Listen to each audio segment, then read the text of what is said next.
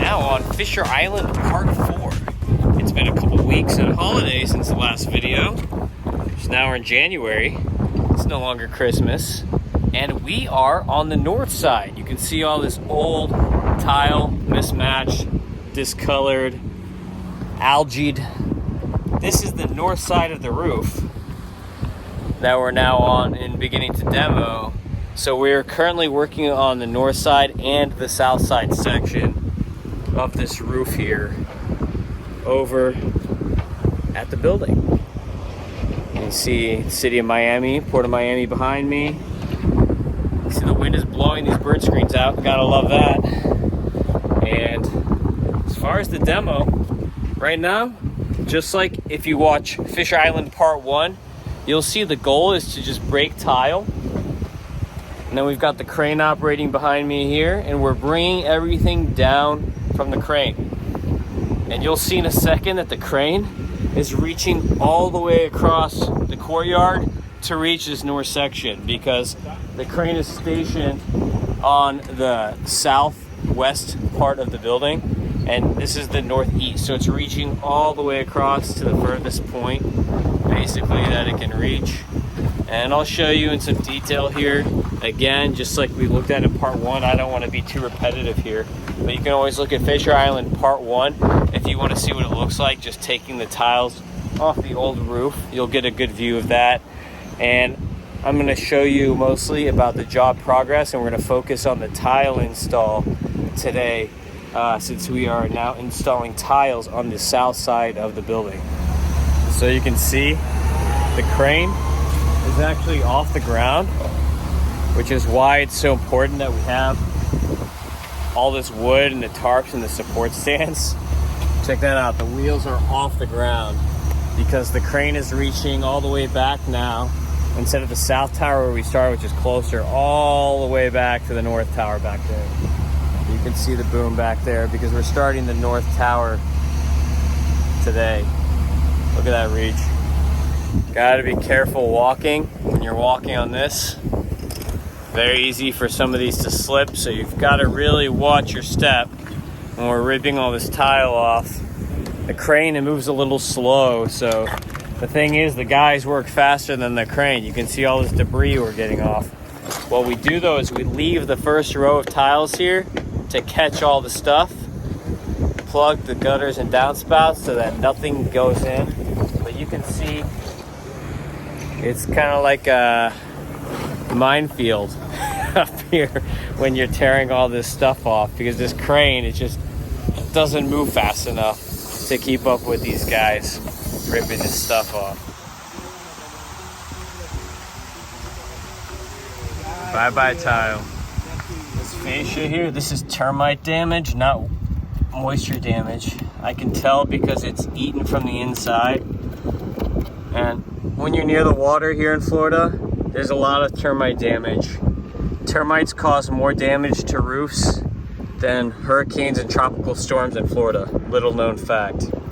You can see this is what happens, and it'll happen to the structural deck too, not just your exterior wood. Just like on the other side, the trash chutes here need to be replaced. You see there's a copper base, and then somebody put on a painted steel top.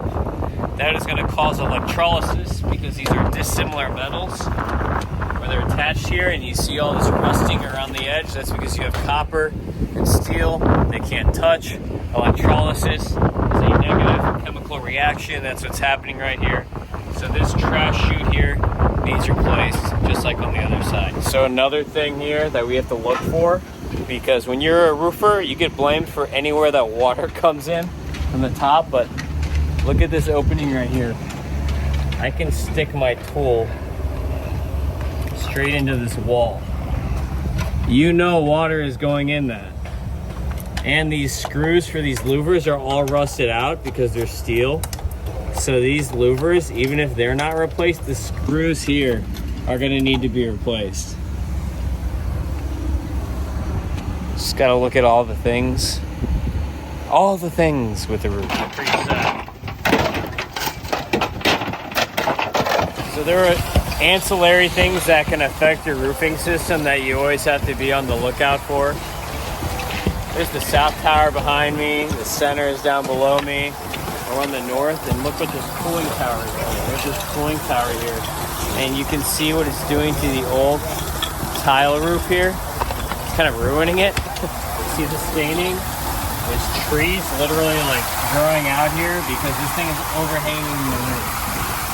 So when you run across things like this, you kind of have to tell the management, hey, this is an issue. This is going to affect our new roof. What do you want to do here? And let them make a judgment call on if they just want to let it ruin the new roof, or if they want to do something with this cooling tower to make the new roof a better full system than the older one.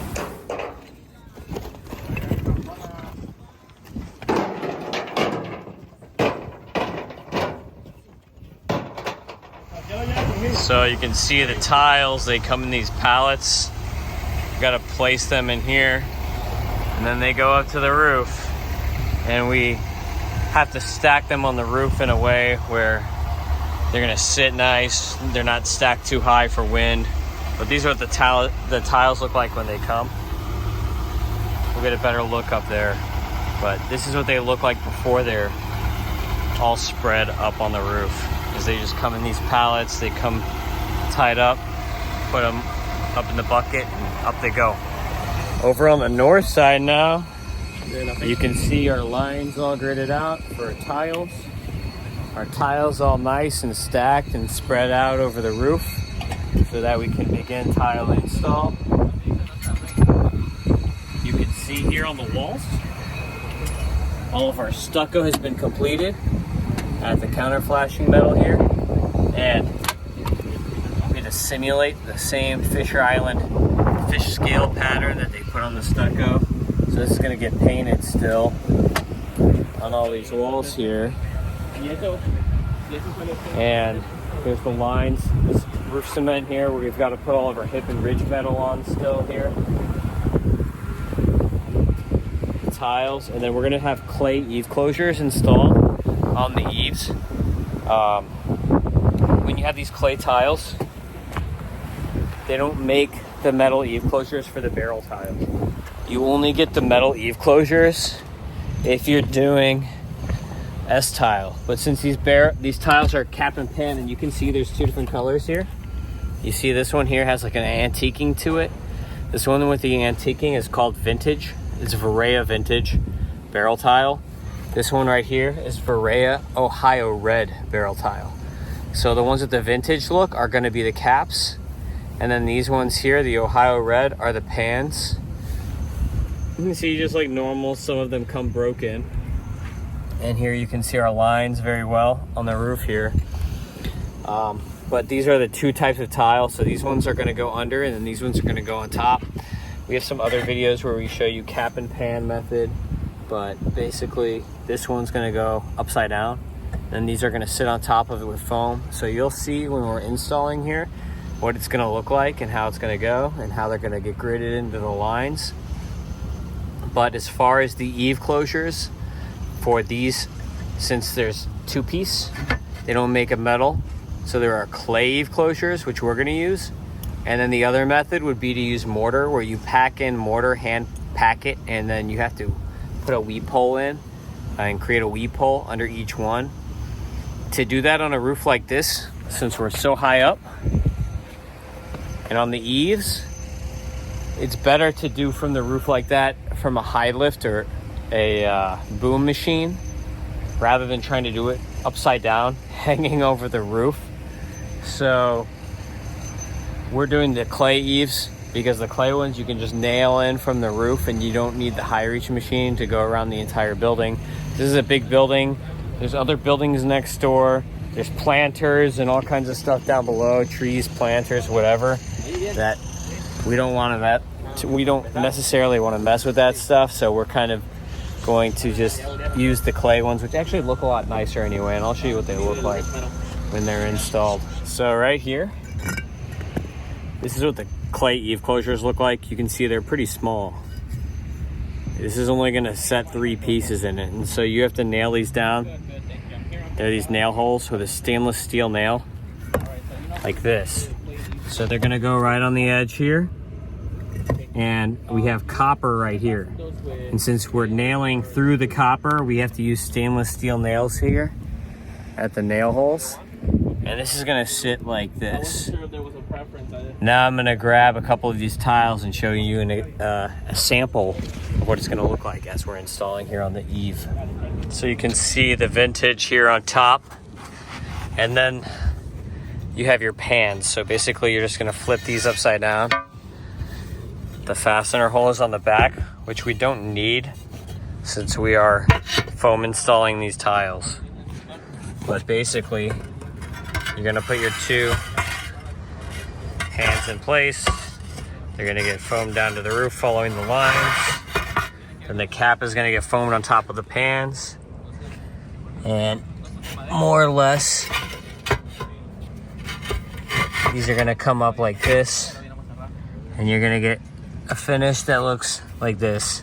The guys are gonna do a better job of it than me because they do it all day, whereas I don't. But this is gonna overhang a little more than that. You want about 1.5 inch overhang on these tiles hanging over the drip metal. So maybe something like that. And then it's gonna have this type of look on the end. And then you put your next one in place and do it all over again. Voila. You